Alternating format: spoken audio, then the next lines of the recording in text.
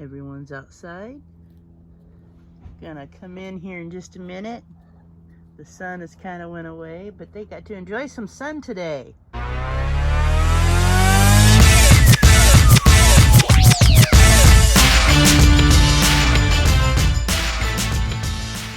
All right, we're gonna start this video out today with the names of the cats. I've got some new subscribers that don't know their names. They've asked me for videos with their names in them, and they're kind of scattered out through all my videos, like 650 videos.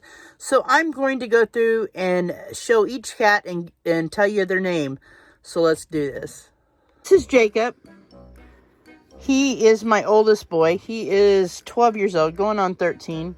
I've had him since he was a baby kitten. And I rescued him. Some kids were, he would fit in my hand. And I rescued him. They were throwing him up in the air, and I caught him and took him away from him. So he became my best buddy. He is one of my best friends, this guy right here, Jacob. Aren't you, bud? Say, I'm getting old, Mom. All right, let's go to the next one. This is Doc. Doc! He's my youngest boy. Now, he is 3 years old, I believe, almost 3. And Jacob is the only one of my ones that are not related, but this is the youngest one. He is Cleopatra, little girl's grandson, which is right here. Cleo, little girl. Hi.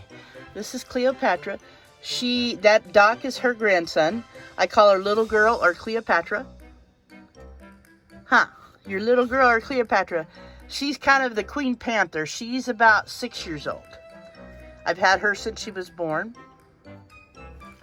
And then up here is Cleopatra's daughter. This is Mozzarella. Mozzie. Hi, Mozzie. Mozzie's an oddball. She likes to be petted. She likes to be patted. She don't like to be petted. Huh. And this is Mozzarella's brother, Wolfie. But that is all 5 of them. Hey guys, it is the next day. Cheers to you having a good cup of coffee. Yeah, I just wanted to do a short little video, introduce you guys to the cats, the new folks to the cats. And like I said, they're all spayed and neutered. They've had their shots. They get to go outside. If you look in some of my videos, you'll see they have an outside cat. It's called a catio. It's made by Outback Jack Kitty Compound.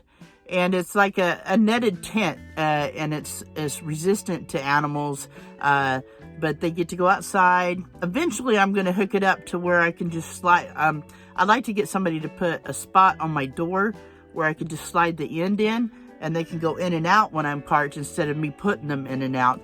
But they've got it down pretty good. Once I put them all out, I can open my door and put the little tunnel there, unzip it, and they all run in.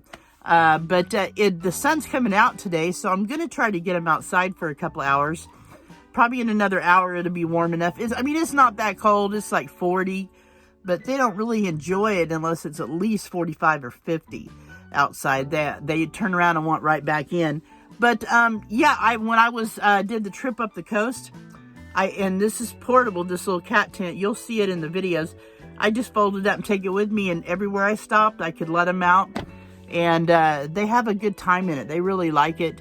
But anyway, and you know, I take pretty good care of. I mean, I live in a bread truck, and I do have 5 of them. But I think probably the worst part of it is trying to keep down on the cat hair. But they do get baths like every couple of months, every month or so.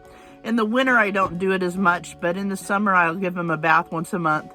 And I have a pretty good system with it. I use a 5-gallon bucket, set them in it, wash them down, get them out and dry them off. But they've all got a routine, and this is their van. They allow me to live in the van with them. It's their van. They're very protective over it too. There's a lot of deer and stuff where I park at.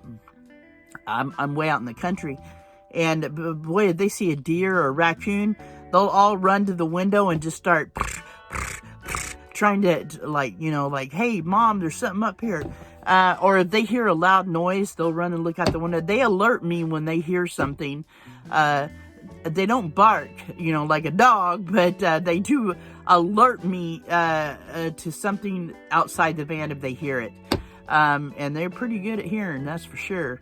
Anyway, The cat box is not a problem. Anybody that's been to my van, you'd never know I have cats. You could ask them, because I mean, I empty my cat box twice a day. It just, you know, I just stay on top of everything with them.